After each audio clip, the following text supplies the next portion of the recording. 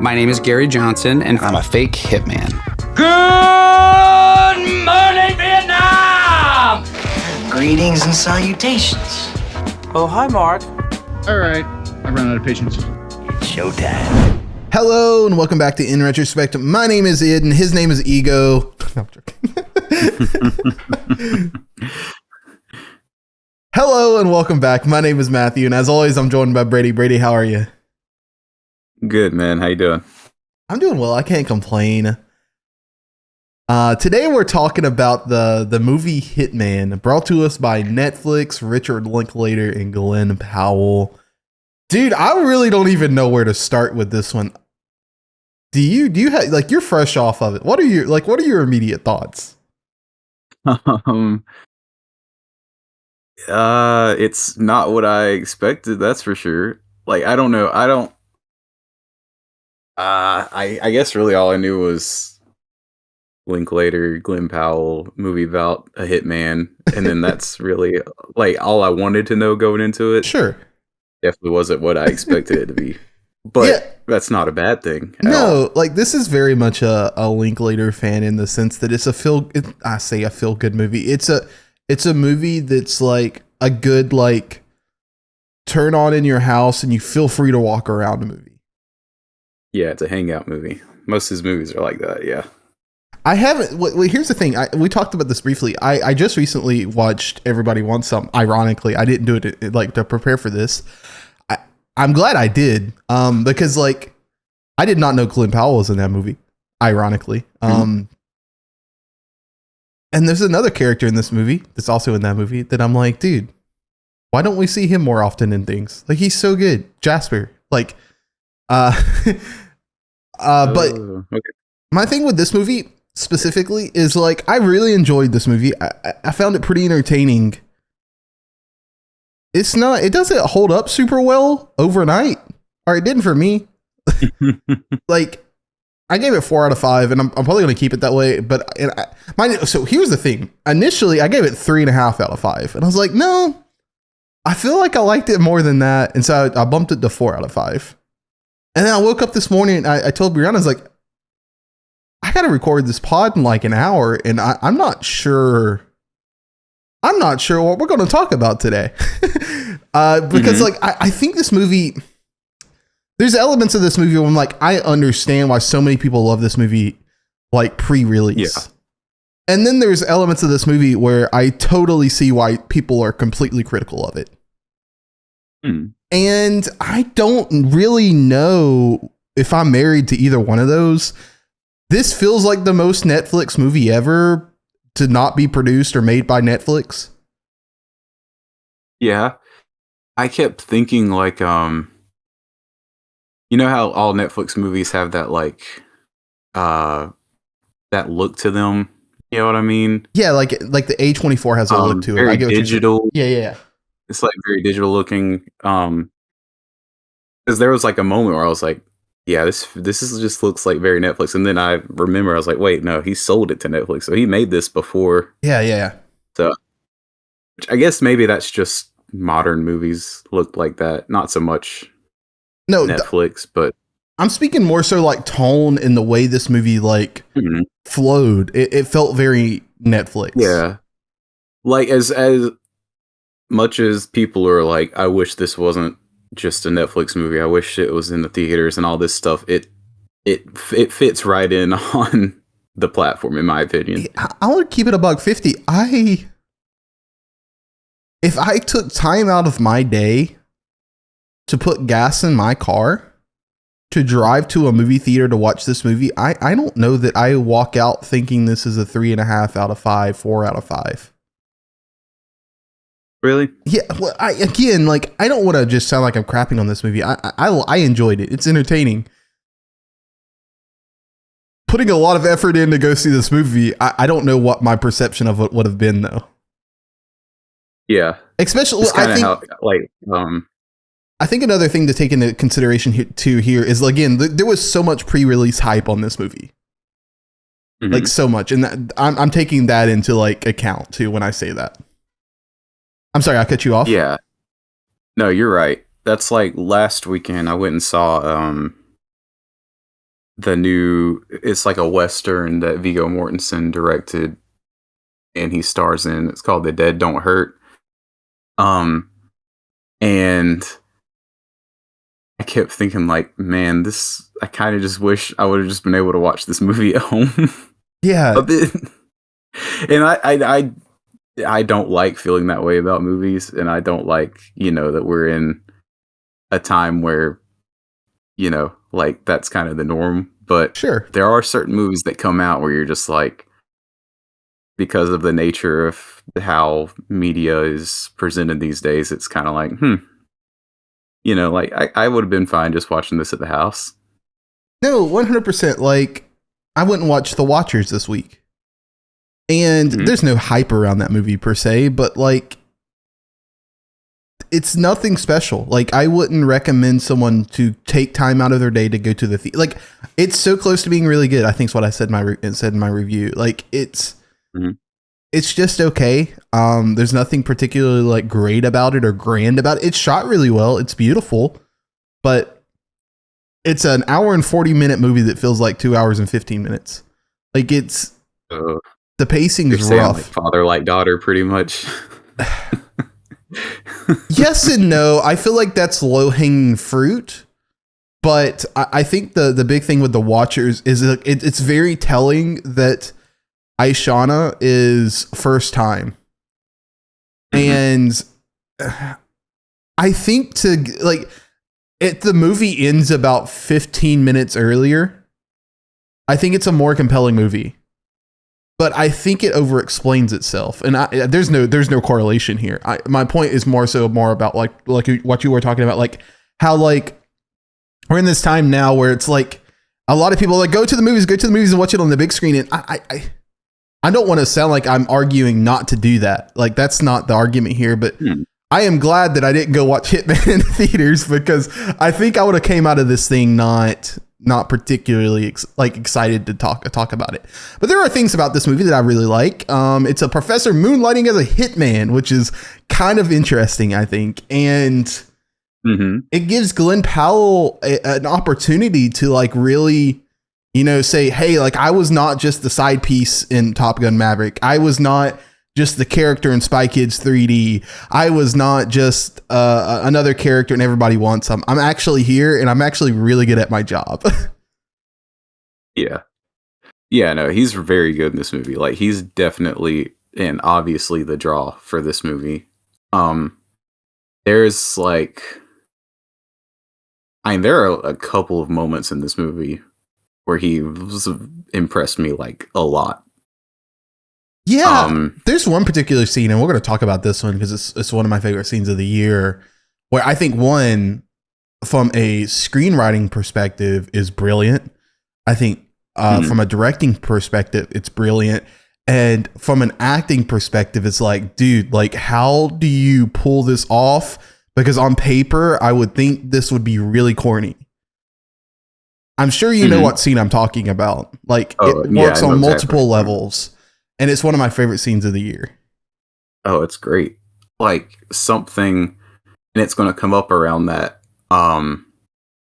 Something I notice, because whenever it opens and it's like, it's sort of loosely based on this real guy, I'm like, okay, have you like really delved into the whole, like, people talking about how filmmakers, like the big name filmmakers from the past 20 years or so, like, keep making movies set like before modern time, like before like cell phones and stuff like that.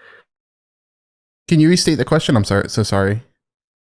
Like how like big name directors, the movies they make these days, most of them are set in a time before like cell phones and technology like that, to sort of like almost like to make it easier to take away that excuse for certain things, like, oh, if they had a cell phone, they could just do this. Sure, 100%. But like, that's been a very common complaint over the past couple of years.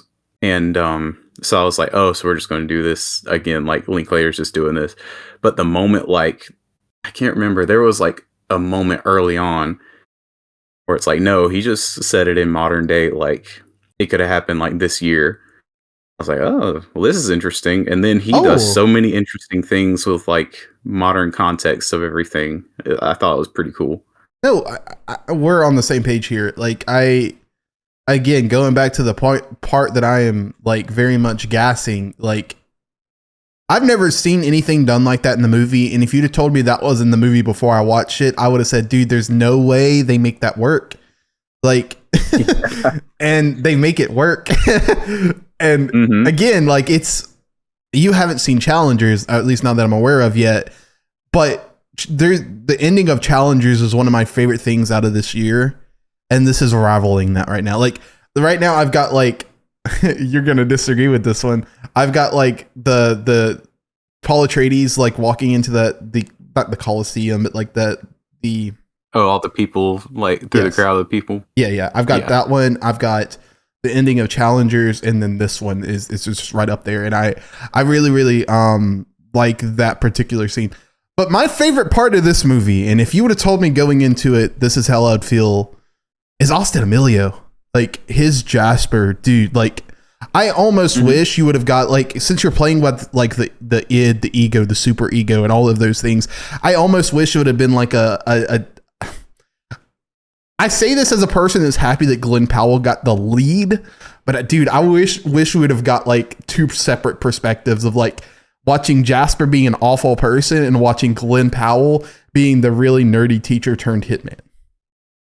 And I thought that would have been a really cool way to take this, because Amelio, in my opinion, is the best part of this movie. Really? That's interesting. I don't know. I didn't think too much about him until like towards the end of the movie. But yeah, he was really good. Like, for a second I thought, oh man, this is gonna sound like mean, but like he looked like it was giving me like McConaughey from like around Dallas Buyers Club era, like the look when he had the glasses on. I was like, is this just like, do I just like not know that McConaughey's in this movie? It's so funny you say this. So Brianna and I were kind of talking about this morning. I honestly thought Austin Amelio was giving like very, very Aaron Taylor Johnson. Okay. Like he's giving me that type of energy. And I see the McConaughey reference, and that's totally true in the context of the film. But like, which I think it's also because like I knew that like McConaughey and Linklater, like they've worked together so much. So I was like, did I just not know he was in this or something? But in the like, in terms of like in a vacuum, not in a vacuum, outside of the vacuum of the movie, like I feel like Austin Amelio was giving like very much Aaron Taylor Johnson like supporting role energy, and I was here for it. And I don't think Austin's ever gonna really get an opportunity to lead something, unfortunately, because it's just, I didn't know his name until I was looking at the IMDb, but I recognized him, and I would pay a lot of money to see him in an A24 film. Yeah, he was good. Like no,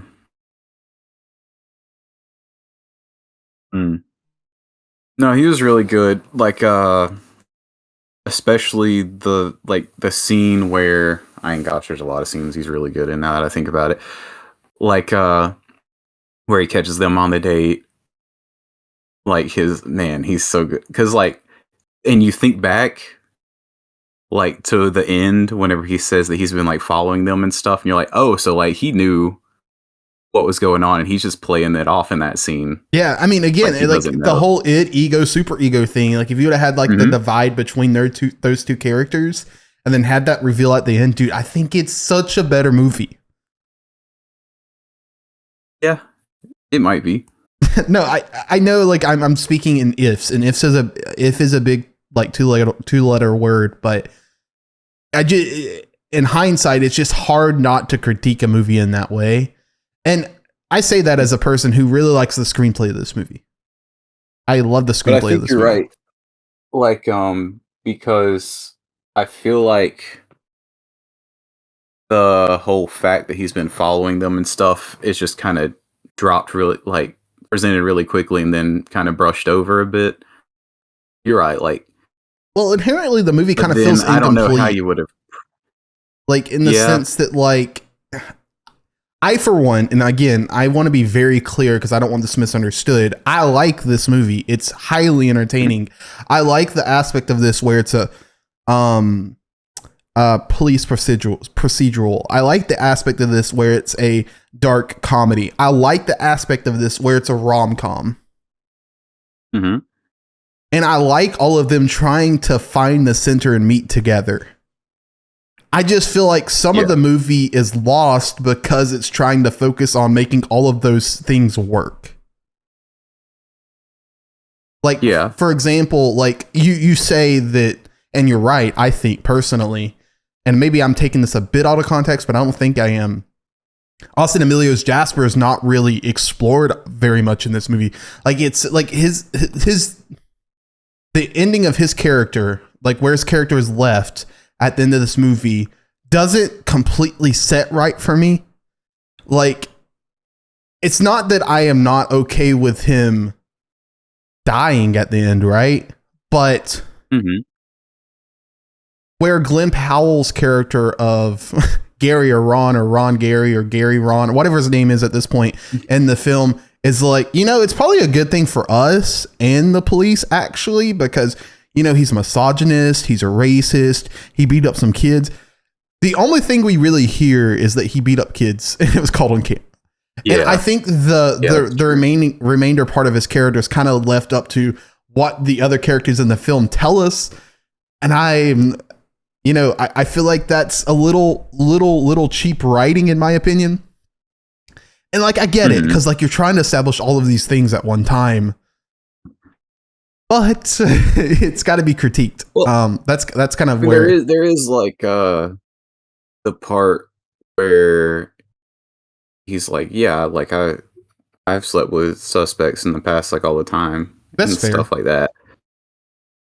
But those are the only two things I can think of.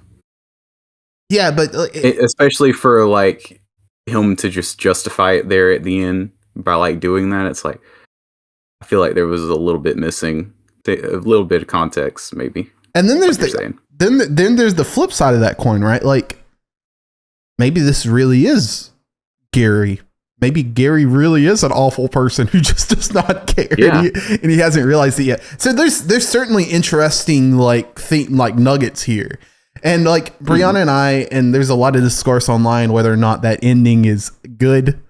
And I, for one, I'm like, do we know that's the actual ending? Like, are we not being sold like their perception of what the end is? Is this an unreliable narrator situation?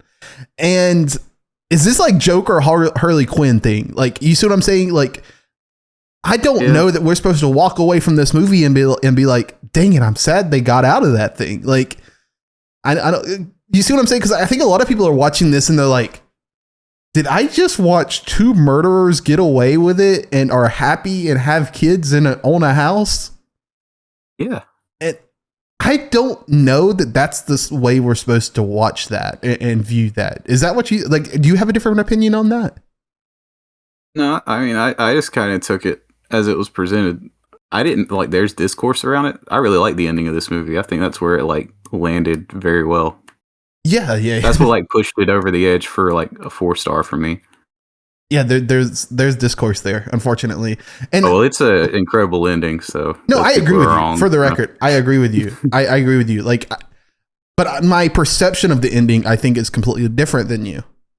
I agree with the idea that I like the ending in the context of the movie and what actually happened. I don't know that I believe personally that they actually are doing those things in the way that the movie is showing us they're doing those things.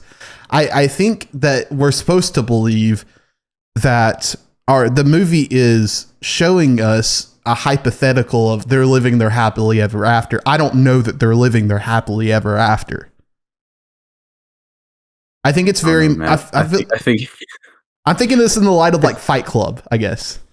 You're thinking of like, yeah. I don't know. I don't think that's what it's trying to do. I think, obviously, like the last decade or so of movies has probably made us think that going into a lot of movies, like, I'm trying to keep it at like, 4 out of 5. Okay, I'm trying my I mean, hardest. like for example, like people who watched The Dark Knight Rises when it came out, Mhm. and they're like, did he really see Bruce Wayne and stuff? It's like, no, like it's at face value. Like, yes, he saw Bruce Wayne. That's like the ending of the movie. Quit trying to, like, just because it's Christopher Nolan, like, try and say that, oh, it's like a dream or something. No, like, just because it's his first movie after Inception doesn't mean Alfred was having a dream at the end of The Dark Knight Rises. Like, I think obviously there's always going to be, like, and there's nothing wrong with it, like saying that maybe this is just like their fantasy of what happened. Like there's no problem with that, but I don't think, from my perspective, I don't think that was what they were trying to present. I mean, it's fun and it's interesting to think about it that way for sure, but that's not how I read it. No, that's fair. And again, like, I am very actively trying to keep this thing above 4 stars right now in my head. And so if that's what I have to do, if I have to take the copium of that, I will do it. So that's what's making you like the end of the movie, is thinking of it in that way? Yes. So for context here and transparency, I think you liked the movie The Killer with Michael Fassbender last year, right? Yeah, that's pretty good. I wasn't a fan of it. These are probably about the same level for me. I wasn't a fan of that one. And I think the reason being, it's highly ironic, by the way, because I think these are really similar movies in a lot of ways too. I think the Killer was too self-serious. And Really? I was about to literally undercut that in a way that, like, it was almost too David Fincher for me to, because I feel okay. So I feel like David Fincher very much knew the movie he was making. The Killer is the movie he wanted to make, but I feel like Michael Fassbender was making an entirely different movie, but it was being directed by David Fincher. I don't know if that makes complete sense. It makes sense in my head. Like, the idea that I believe that David Fincher's The Killer is the movie that is on Netflix right now. I just feel like there was some disconnect between him and Michael Fassbender in the movie that they were making, and I can't figure out what that disconnect was, and it just didn't work in my brain. Because, like, part of the movie I feel is self-serious, but part of the movie I'm like, this is not serious at all. And I love I love both movies, but I feel like the connection of them both do not work in my mind. And I bring that up because in Hitman, I've already said this is 3 different types of movies trying to connect on a singular dot. And I think you lose some of those elements that make those movies work. Like, I was very intrigued in the police procedural.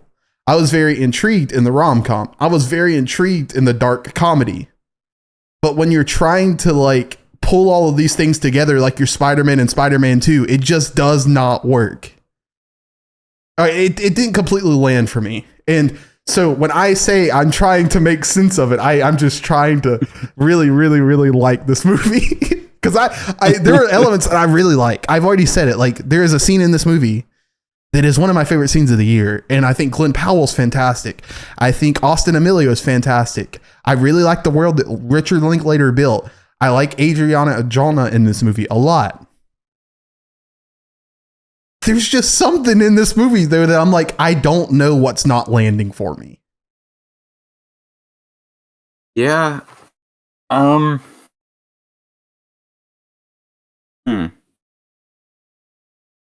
don't, because, like, I feel the same way. Like, I feel like it's so close to being a movie that, like, I could really love. It's like it's missing one wheel under the undercarriage of a plane. Like, it's not like you can still land the plane. It still feels like it's a little rough. There's some turbulence there, but the safe landing happened. But there's something there it made it more rough than it needed to be. No, because, like, before, like, I kind of mentioned it, but just that up until probably I think the last half hour of this movie is just fantastic. Like it's why I would recommend people to watch the movie.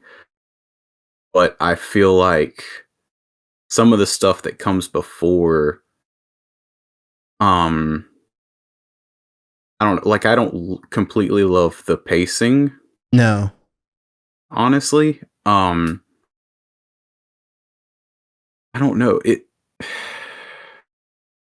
Like I like It feels I like the beginning. I was going to say the beginning to me feel like specifically like when he is introduced, like they're introducing the other police who's doing surveillance and like he's wearing the jorts, which is pretty funny, like hilarious. Yeah, that was great. that part of the movie does not feel like it's in the same part of the movie as like the moment Glen Powell walks back to Gary walks back to Madison's house for the last time and Jasper's there. They don't feel like they're in the same movie at all. Well, I feel like the whole like stretch with like their romance and everything feels somewhat disjointed from the rest of the movie. I agree as well. Like I like their romance and everything, and I like what it leads to, like the implications, like the things it does to the plot of the movie. But I don't know, like it kind of it slows the movie down a bit too much, which I guess like maybe that's because he's supposed to be like getting comfortable with a situation that he shouldn't be comfortable with, and that's their way of portraying that. But I don't know, like it's not as like, I wouldn't say fun, but not as gosh, just say it again, like not as well paced as the rest of the movie is. I feel like it's not as accessible. Mm-hmm. Because it does turn into a bit of like an erotica, like not to that extent, obviously, but like it tries to like be more sexy than it is. I think, and the movie's sexy, don't get me wrong, but like it tries to do that without doing that. And there's like 10 minutes of this movie where they're literally just trying to make content for commercials to get people interested in watching it for all the wrong reasons. Yeah. Like, I'm dead serious. Like, that's not a joke. That's not to be played as a joke. No. That's 100%. Like, they were trying to, they knew what they were doing. Mm-hmm. I think it's a better, like, and another thing is, like, I don't know, like, outside of that, I don't know, and Brianna and I've talked about this ad nauseum, and I'm almost to her side. Their relationship feels too perfect. Like, the way, like, I really loved the introduction of her character. That really worked for me. And we've talked about this ad nauseum, but, like, the idea that she goes from that relationship with, is it Patrick? No, Craig. No. Her boyfriend, Ray. Is it? I don't know his name. Ray. Anyway, yeah. Where did I get Patrick from? And yeah, when it's difficult for me to believe that she goes from this abusive relationship where the dude literally has her on a diet to, and Brianna was here first, and I've argued with her about it. Goes from that to trying to date the hitman she was going to hire. Yeah, that's a bit of a wild like curveball. And the way I tried to make it make sense in my head is like, I'm actually not even going to say what I'm thinking. It's very, let's just say it's very like romance novel. Yes, like, yes. Dollar romance novel, which is probably what they were going for, honestly. Yeah. But I don't know if it fits with the rest of the movie. Well, I was about to say, it's very romance novel. It's a book. I don't know if that transitions to actual like video, like, because you have to really sell that. And I'm not saying I don't believe in their chemistry. There's very obvious chemistry there, but the story points of their relationship does not connect. And really, when you get into the whole like Ron, Gary, Madison of it all, like, I'm thinking, like, you know, when you're watching the movie and you're like, dude, don't lie, just tell the truth. Like, dude, don't walk through the door. You know, you know they're doing it for the movie, but you're like, this is like the dumbest thing the movie can do. You get what I'm saying? Yeah. I'm thinking on the second date, like, once you've committed to this, like, you just got to go all in and be like, Madison, I'm telling you this because, like, I know where your relationship was at before this, and I do really like you, and I want to, like, you see this through. The hitman that you were going to hire was an entrapment. Like, I am a police officer. I'm not a police officer, but I work for the police. I am not a hitman. I never have been a hitman. I will never be a hitman. Like, this movie could have been avoided if that conversation's had. Yeah. And, like, I get it exists because the movie needs to take place. But it's a leap, man. It's like, all these people talking about a fire in space and the Acolyte, like, I can suspend my disbelief for 30 seconds. But when the plot point requires me to suspend my disbelief for the remainder hour of the movie, it's pretty difficult. Yeah. Yeah, it's because, like, the other thing just is, like, moments where I'm like, is she supposed to just, like, be dumb sometimes? Because I'm like, how is she not picking up on things? Like, most people in this movie, like, I know it's for comedic effect. Like, the audience, you're watching it, and, like, he's like, for example, the first scene where he's pretending to be a hitman is so funny. It's because so good. It feels like a Coen Brothers. He's describing it, and you're like, yeah, exactly. It's just like, this is completely ridiculous, but, like, everyone keeps buying into his stories, like, constantly. And I'm like, it makes sense for some of these guys, because, like, obviously they're playing them up as, like, dumb guys who would hire somebody to kill somebody. Like, the Walt character, oh my god. Yeah, but then whenever it's her, and then, like, she's spending more and more time with him, like, how are you not picking up on some of this the more time you spend with this person? Yeah, like, again, I struggle to, like, argue for this point. Like, and I say argue for this point, I struggle myself trying to believe in this point in the context of the film. And I want to, because I really want to like this movie.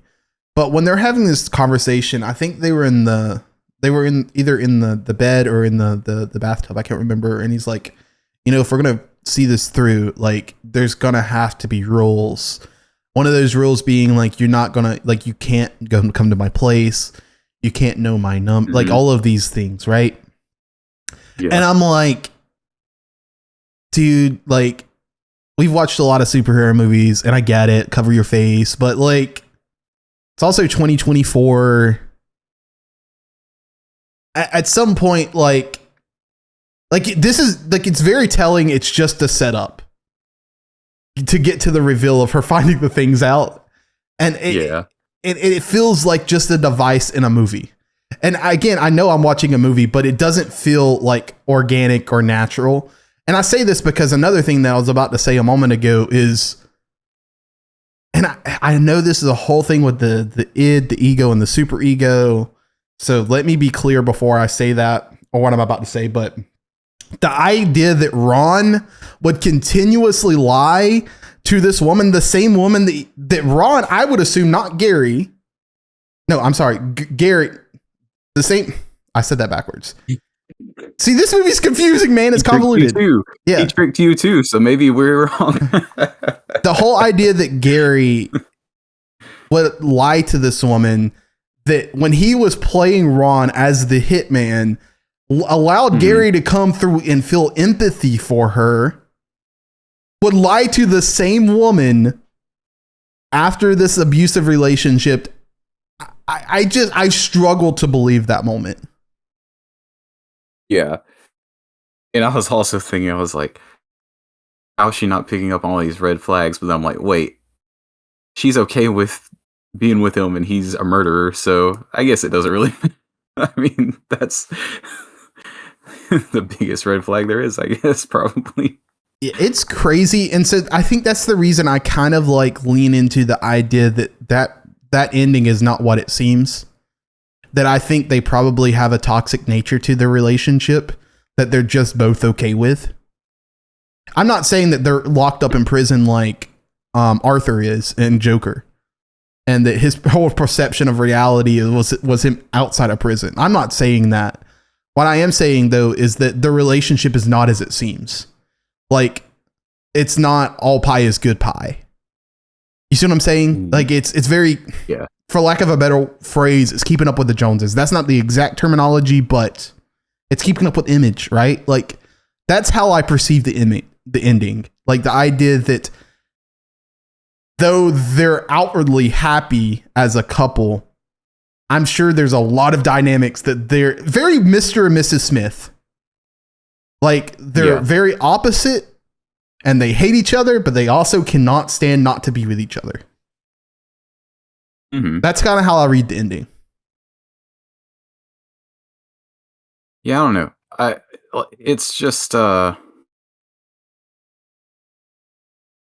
mean, it is just like cheap paperback, like pocket-sized romance novel. Like, basically from the minute they meet. I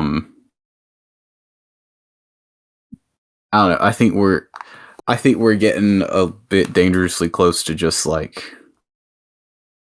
putting more effort into overthinking some of these things than the people who made the movie did in some respects. Dude, that's fair. I was thinking about that today.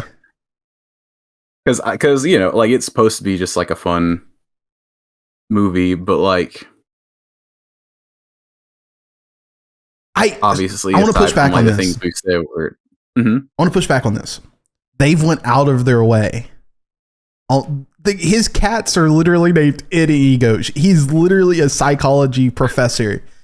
They literally have so much symbolism in this movie about that. Mm-hmm. Now, it's totally possible, and I totally believe Richard and Glenn are probably writing the screenplay, and they could be also be like, dude, I'm gonna troll these kids so hard. Like, let's just write a screenplay with so much symbolism, and then give them this nothing burger of a hangout movie, and just let them go crazy on Reddit. I totally believe that's possible. But also, I believe in the same way that we can watch, I don't know, like a pretty seemingly standard movie.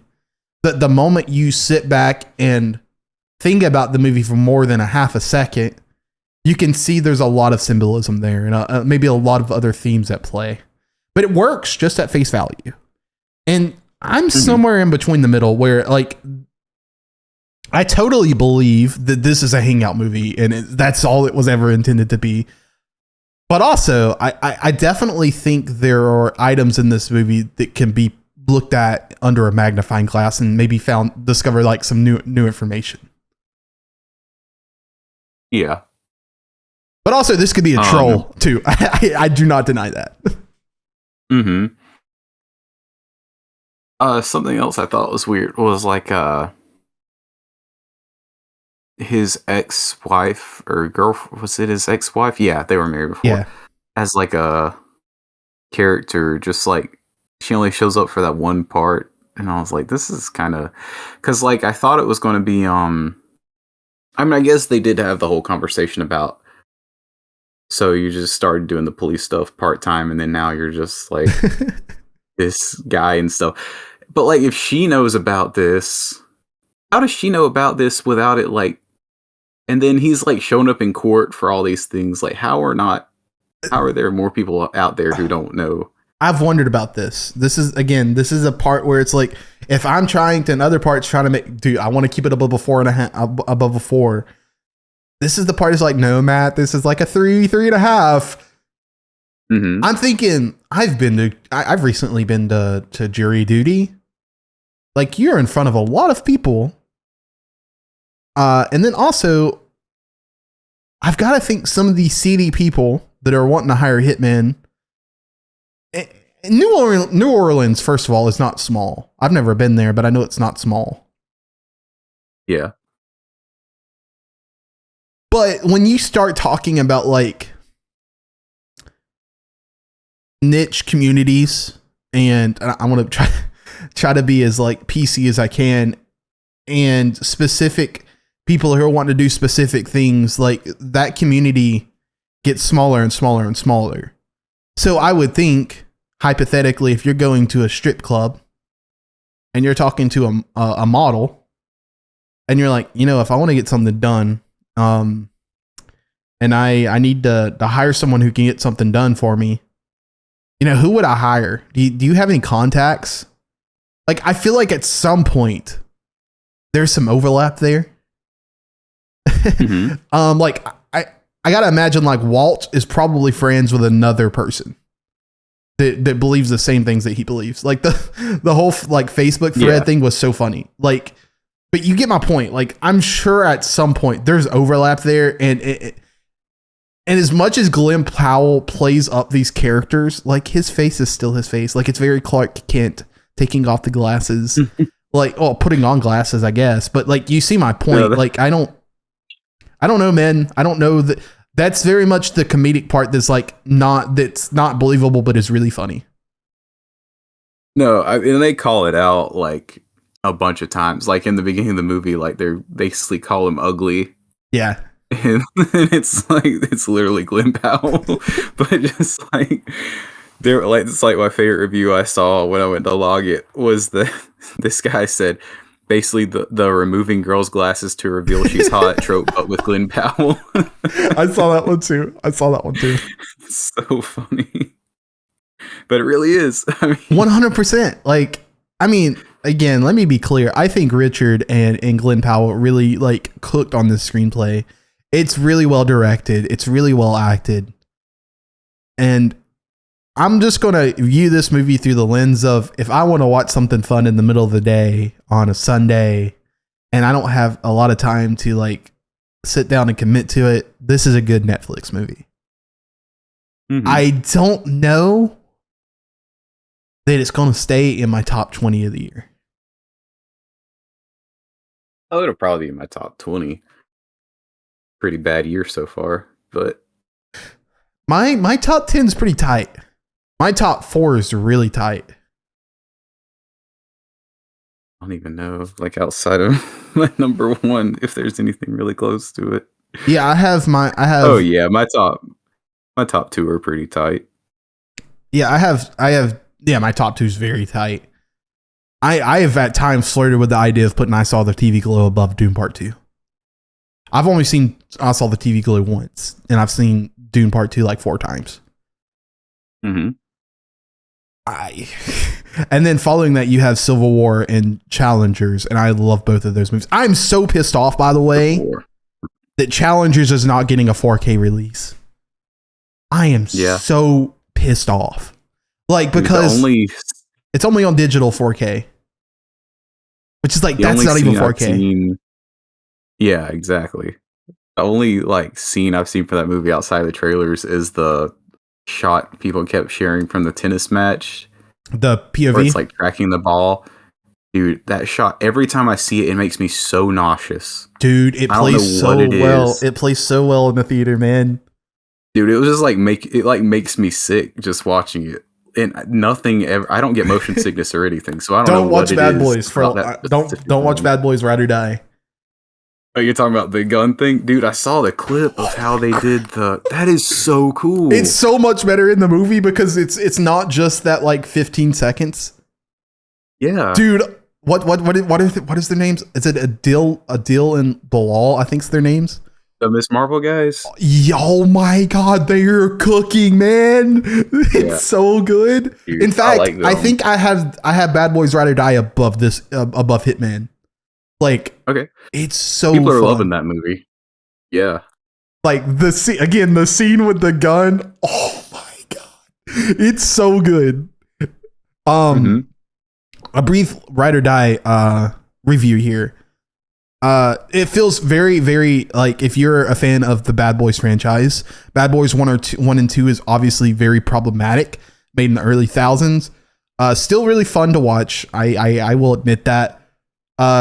I found For Life to be really fun and very much a love letter to those movies, but didn't really reach the heights of those movies. I don't know that I believe that Ride or Die does, but it certainly feels more in the vein of those movies without being problematic, but certainly not losing the effect of their comedy and not using I can't be problematic, so my movie can't be funny as a preface. Like they go for jokes in this movie and it really works. And there's one particular scene in this movie, again, it's not as one of my favorite scenes of the year, like Challengers or Dune or Hitman are. But dude, if it's not just outside of my top 5 scenes of the year, it's really, really, really good. It involves Reggie. Believe the hype on Reggie. Put some respect on my man's name. It's really good. Go see it in theaters. It's worth the price of admission. Back to Hitman. Yeah. I didn't realize you were such a big Bad Boys fan. I mean, dude, I can't. So my dad grew up watching Bad Boys, or didn't grow up. He watched it when I was growing up. Bad Boys 1 and 2. And I always had dude, I wanted to do this on the pod, I'll be honest with you, but you wanted to do this one, so I was down with it because I want to watch it too. But Bad Boys, for me specifically, I find it to be very comforting, I think. It's another great hangout movie. I think Martin Lawrence and Will Smith might be one of the best comedic duos ever to be on screen together consistently. Obviously mostly in the Bad Boys franchise, but those two characters are, I don't know that I would use the word developed, but they feel so incredibly lived and believable, and they're consistently funny together. And they really work as an on-screen duo for me. You have them above him and Tommy Lee. Say that again. You have those two above him and Tommy Lee. Oh, this is interesting. I never really got into Men in Black. What? Men in Black was just never something that really captured my imagination. The best Will Smith movie. Really? Yes. I saw the Hot Ones episode where he talked about that. He was it Pursuit of Happiness? And oh, he was on Hot Ones? Yeah, it's a really good episode. Ooh, I'll have to watch that one. Yeah, it's really, really good. I'm happy to see Will Smith back on screen, by the way. I'm so happy. I mean, was he gone? he was for a little while. Also, there's a slap joke in this movie. Happened? There's a slap joke in Bad Boys Ride or Die. I can't tell if it was intentional or unintentional, but either way, it's really funny. It's so good. It's so good. Yeah. I heard he did something to the star of Spiral from the Book of Saw. Is that right?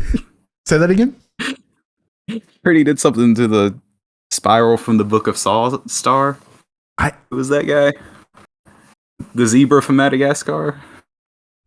I don't remember that part, but I will say this. This is I said in my review, I want to go see it again in theaters. It's so fun and it looks so good on the big screen. I'm sorry that this turned into the Bad Boys Ride or Die podcast. You're going to hate me, but I much more want to see The Watchers. Dude, as a person who watched the double feature of The Watchers and Bad Boys Ride or Die, trust me when I say Ride or Die is the choice. Again, I don't think The Watchers is a bad movie. I'm a Shyamalan shill. I'll watch everything tangentially related to Shyamalan. Okay, so let me pitch you on The Watchers then. I'm trying to think how I can say this without it being completely obvious what the twist is, because once you know, it's hard not to know. So based on the trailer, the beach that makes you old. What's that? They're at the beach that makes you old. Yes. The whole time. They're in a bunker where people watch them. Yeah, so there's this is going to sound like a wild comparison. I'll just think say 10 Cloverfield Lane and Ex Machina together, but just not a good movie. And that's what this movie is. Nice. Yeah, I love it. That's the best way I can sell it without telling you exactly what the movie is. Sounds like it does the Shyamalan thing where like later Shyamalan where it's like, oh, that twist was really cool, and then they keep going, and it's like, oh.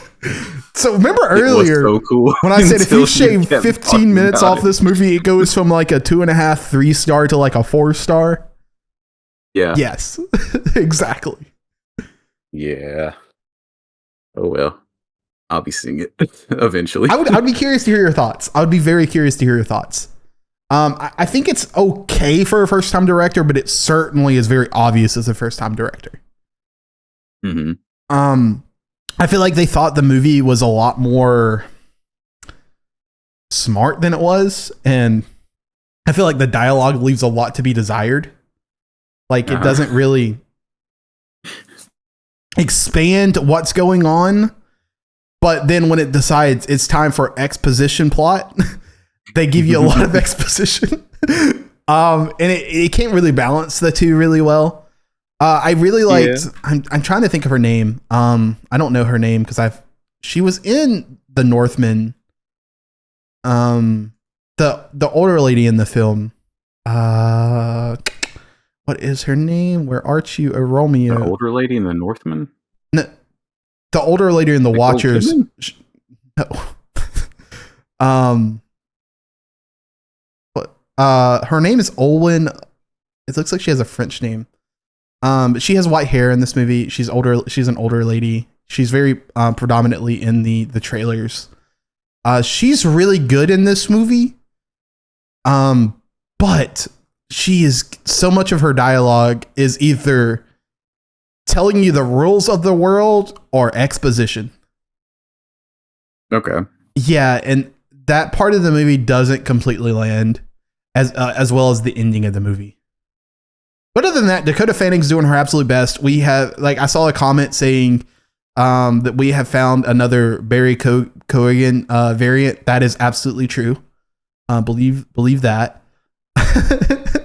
There is another guy out there that's 100% a Barry Keoghan variant. But anywho, any final things on the Hitman or whatever the name of this movie is? Oh, we didn't ever actually explicitly talk about the scene that is incredible in this movie. So, like, man, like how I'm like trying to comprehend how that worked as well as it did. Dude, I think it's just like two very charismatic actors. You needed to pull it off. Man. Just like if you told me like there's a scene in this movie where he uses iPhone notes to tell her not to, what do you call it? Entrap herself. Implicate yourself in a crime. I feel like, okay, that just sounds like it's just going to be on paper. It's not a good idea and not going to work at all. So good. Dude, I don't know. So good. Again, on paper, so like if you were to look at that and read that and like, hey, dude, like this is not going to hold up on film. Like there's no way that you're going to hold tension here when people are watching this. Mm-hmm. And then you see Glen Powell and what is her name? Gosh, I'm blanking on her name. Adria pull this off. Dude, the tension doesn't skip a beat. And you're like, but you're thinking through the process of what all the police know in the moment. Because basically the setup is this, like the idea that he goes in this house and he knows his job is to like incriminate her because she knows the relationship he has with the police and also knows the relationship that she has with him, and then also knows that he is an undercover hitman. And so like they're trying to like pull the strings there in such a way that they can manipulate her into a confession with her knowing that she is talking to a guy that's undercover. And that sounds really convoluted when it's on paper. Especially when you add in the addition that he's going to utilize the iPhone's note. How much, first of all, how much did Apple pay for this moment? Yeah, how did they not pick this movie up? Yeah, for real. Well, I wonder if it's like an issue with their clause that a villain can't have an iPhone or something. Oh yeah. Gosh. Anyhow, when you add in that regard, you're like, dude, there's no way this is going to hold dramatic tension. Mm-hmm. And I feel like they probably was like, screw it, let's just try it and see what happens. And then they saw the proof of concept. And then, dude, oh my God. Because like in the moment, I was saying this earlier, you're thinking through, but how are they going to get to this point? And what's he going to say? Because there's a specific instance in this where you're like, the way he's trying to think, like he's both having a conversation with her in real time, but also thinking of like, it's almost like playing chess. Because he's thinking 3 points down the conversation. Like, I know that I'm going to have to talk about this specific point. So now I've got to set up the conversation in such a way that it's going to organically go here. So the people in the surveillance van are going to believe it. And holy moly, does it work. And so he goes back to the surveillance thing, and this sets up that ending that I think is also really good with Jasper. The only problem that I really have with it is the idea that, and I get the blackmail aspect of it, like that, I think that does align with Jasper's character. But if I'm Jasper, I'm thinking, they're probably not going to agree to this. If they're murderers, they're murderers. Like, the chances of me surviving this is not likely. I mic myself to have like a double blackmail. Like that, to me, that makes more sense. Like in the context of the film too, like the id, the ego, the super ego, the multiple different, like you don't know where the thread's going. That makes more sense in my brain. And though I like the scene, it just does not. Go ahead. I definitely thought that's what was going on until he brought in the blackmail angle. I was like, oh, okay. All right. I guess we're doing that instead. Yeah, I thought he was trying to get like a confession out of them. Right. Which I guess also wouldn't make that much sense, because even he could have just proved it by getting pictures of him going back to the house, pretty much. Sure.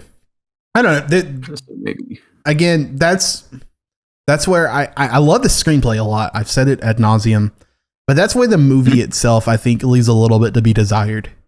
It's like threads like that. That feels like it's just burnt off and not complete. Yeah. But it's weird. It's like, I really like Linklater movies. Mm-hmm. But I feel like I have this exact feeling after so many of them, where like I love the screenplay, but there's always like something that holds it back from being a great movie. Aside from like the Before trilogy and what was Dazed and Confused. It's kind of like, I don't know, like it's really well written. He gets really charismatic actors in it. He's a good director, but I feel like they're always just on the edge of being something great. It's interesting because like I was watching Everybody Wants Some, and there were so many people that I've heard love this movie, like love it, and I don't dislike it. It came out in 2016, so I'm about to spoil the ending. So you got like 10 seconds. I'll wait and procrastinate. But like the whole setup of this movie is that like it's a baseball team. They're hanging out. It's a very much, again, another hangout movie. The movie, the way it ends, and I'm about to spoil it. You literally got a second left. Is it ends where the movie feels like it should be like not starting, but starting its second act. Mm-hmm. Does that make sense? Like the idea that like the relationship is now almost 100% real, and it feels like there's something supposed to be beyond that. Mm-hmm. And that kept me from like really loving this movie. I liked it a lot. I found it pretty enjoyable, but it does certainly feel again like the thread is just being burnt as opposed to like coming to an end. And I say that recently, and we're going to talk about this next week, or not next week, but on Monday, like I watched Lord of the Rings. I'm not going to super depth in this, but like the way that movie is, like Fellowship of the Ring starts and ends, it, for me personally, like it feels like it starts an hour into the movie and then ends before it gets to the climax of the movie. And I get that it's a trilogy, so I'm expecting going into. I'm watching it today, by the way. The Two Towers. I'm expecting the Two Towers to literally just like start from that moment, and I kind of think of it again. I kind of think it the same thing. I don't think the Fellowship of the Ring is a bad movie. I don't think Everything Everybody Wants Some is a bad movie. In fact, I like both of them, but there is things, especially again with Hitman, that's like, why are we just birding the point? Is it because we don't know where to go from there? Is it because we are content where to leave this off? It wasn't an accident. Did we intend to burn the thread?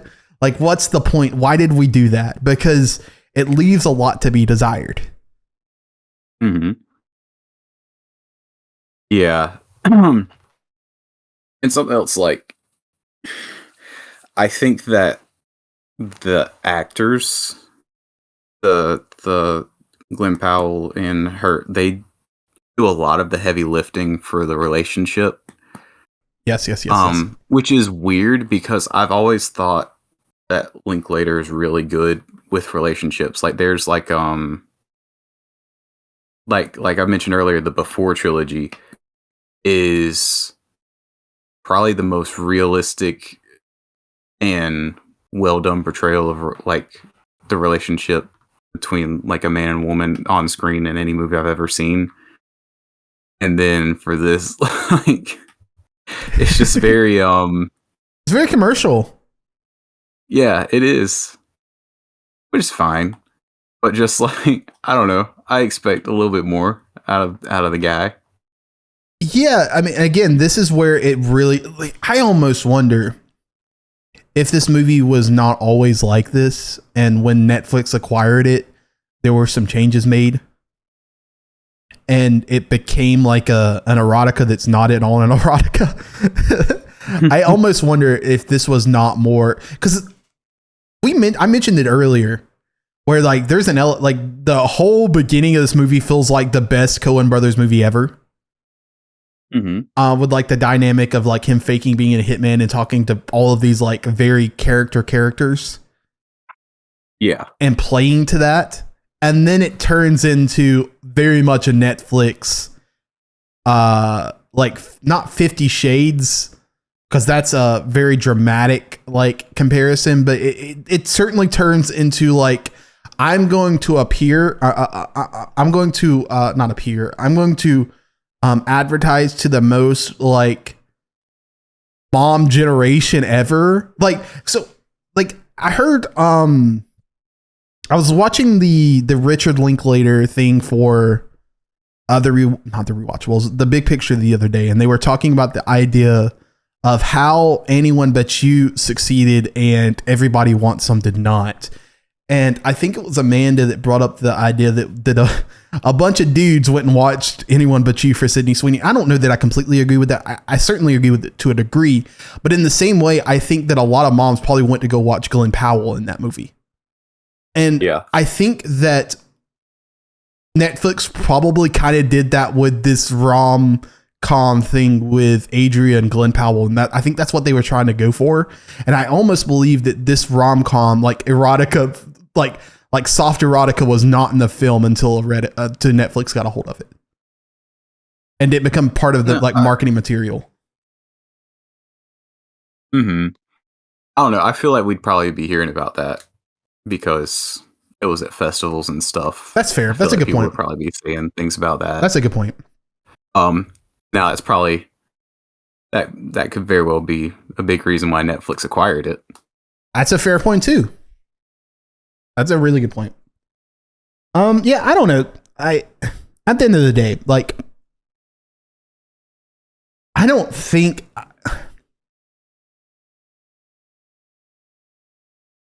when I'm talking about Richard Linklater films, this is going to be pretty low mid-tier for me at the end of the day, I think. Like, and it's not that I don't think the movie is good. It's just, I think Boyhood is significantly better. I think School of Rock is significantly better. I think Everybody Wants Some is not significantly better, but is much better. I haven't watched the Before trilogy. I need to watch that. I was thinking about that when you were talking about it, but I don't know how well this is going to hold up. Because I told you, like, initially I had it at 3.5. I was like, I don't know that I believe it's 3.5. I went to a 4, and I woke up this morning and I'm thinking, like, what the heck are we going to talk about for an hour? And I think the movie, the more you think about it, and I'm not saying this is a think piece, but I don't know how well it actually holds up when you think past the hour and 50 minutes that you put into watching this. And that's I don't believe that's what this movie was made to be. Like, let me be clear. It's certainly just supposed to be an entertaining movie, and it's that. But that's all this movie is ever going to be. Like, I think. And if that's what it is, it's accomplished that. But I do think with the Richard Linklater of all, it does not sit with me. Yeah. See, like, and it's weird because you alluded to this a bit earlier. I was definitely, whenever I heard about this movie, and I was excited about it because I like Linklater movies. I think Glen Powell's like, like, obviously the narrative right now is he's like the next big movie star and everything. And I think he's good in everything I've seen him in. So I was like, seeing those two come back together, and just like they both seem to be pretty passionate about this movie. I was looking forward to it, but I didn't expect it to be like this big, like, I don't know, fever pitch of a movie, a lot of like prestigious type, prestigious movie or anything. But then like the reactions and everything, I think sort of unintentionally put it on a pedestal higher than and I think that probably did affect my reaction to it. It certainly did mine. If all that wouldn't have happened beforehand, I would have just been like, oh yeah, that's what I expected, and that was a good time. I think it tarnished it a bit. Like, I still enjoy the movie a lot. Yeah. But I feel like I probably would have liked it better without all the noise, and that's why I try to stay away from a lot of that. But you can't really help it these days. Yeah, like I heard someone say that they want Glen Powell to be nominated for this. I'm like, for what? I don't know. He's just fun. I mean, he's having a good time. I don't think it's like for his American Psycho impression. Like, which one? Like, and his Tilda Swinton impression. That's my favorite. Is the Tilda Swinton? Tilda Swinton goes crazy. So good. I think my favorite one was when they were shooting skeet. That was my favorite one. He was having that was good. He was having a great time doing that. But no, yeah, this movie certainly had a fever pitch to it. It makes me wonder, like, obviously when you go to these festivals, right? Like, if the consensus is the movie is not good, it's really, really, really hated. If the consensus of the movie is good, it's their greatest of all time. And it's really difficult to like decipher. I'm almost like, I remember when Civil War came out at South by Southwest, and like, oh my God, they were like, this might be the generation greatest film of all time. Like I remember like there was a moment when I was like, I'm going to temper my expectations. These people are seeing this movie for the first time. They're like 300 people that seen this movie. They're probably just like getting high off of each other's energy, tempering my expectations. I should have done that with this, because like I feel like a lot of people were like, and the marketing should have told me. First of all, the marketing it's so funny, because like if you look at it from the perspective of not watching the movie, it seems like it doesn't have a ton of personality. It feels just very cheap. But if you watch the movie, the marketing has a ton of personality and it's very on brand for the movie. So I should have just listened to the marketing. The way people were talking about this movie before it was released seemed as if, this was very, not the killer, a little bit maybe more serious. I don't want to use the word serious because I don't think the marketing says that at all. But it's certainly, you said the word prestige, and I think you're right. Like like a lot of people made it seem like it had a prestige to it, and it never reached those heights for me.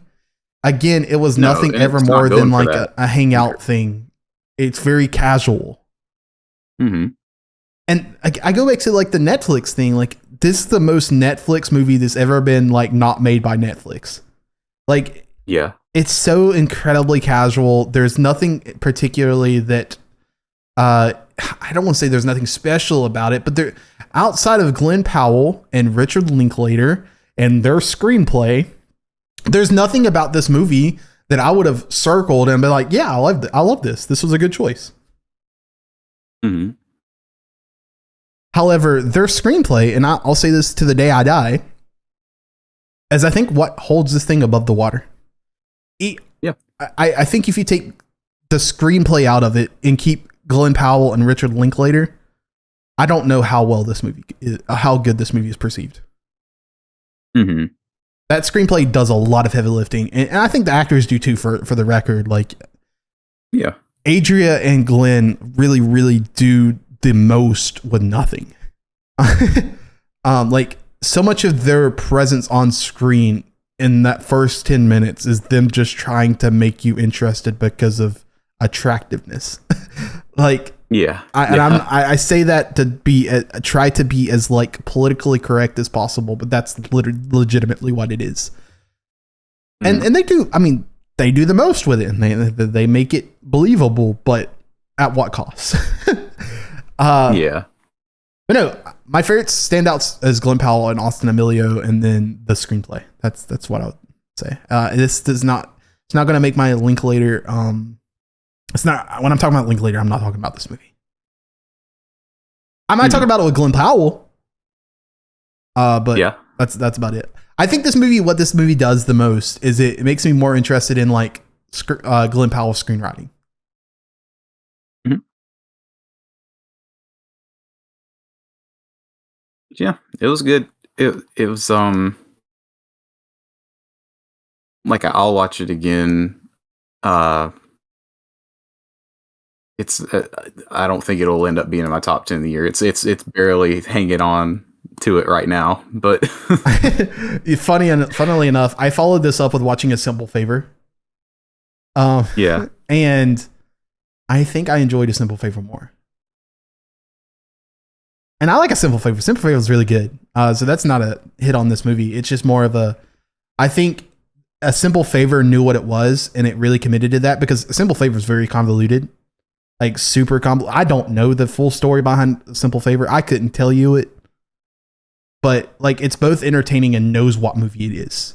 And I'm not saying that they didn't set out to make a rom-com, a dark comedy, and a police procedural, because it really feels they did intentionally do that. But like, I think it doesn't have a true identity because of that, and you would think it would. Mm-hmm.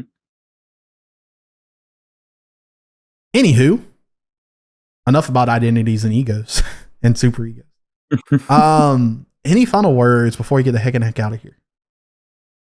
No, I think we covered it. Well, the Lord of the Rings podcast, I promise you, is going to be an interesting one. I don't think I'm prepared for this. I was so excited about it, and now I'm like, Dude, I was too, man. And I don't want you to take away from my brief text message conversation with you thinking I disliked Fellowship of the Ring, but dude, like, we're going to get into this on Monday. I legitimately do not see what's compelling about that movie outside of Boromir and Aragon. Like, I just do not. Probably my third or fourth favorite movie of all time. I feel like I'm gaslighting myself. I just don't get it. I just don't see it. Like, the movie. Now, I will say this. Peter Jackson is cooking with absolute premium gas at the Dude, the fountain scene where like they're all sitting around the fountain and they're like, oh, Council Elrond, yeah. And they're like, they finally dropped the title of the movie, and you will be known as the Fellowship of the Ring. He was cooking with the premium. Mm-hmm. And I was like, now the movie's starting. I'm locked in. And then it just turns back into the same thing that it was previous to the beginning. But anyways. We'll get into that on Monday. But we will see you guys then. Adios.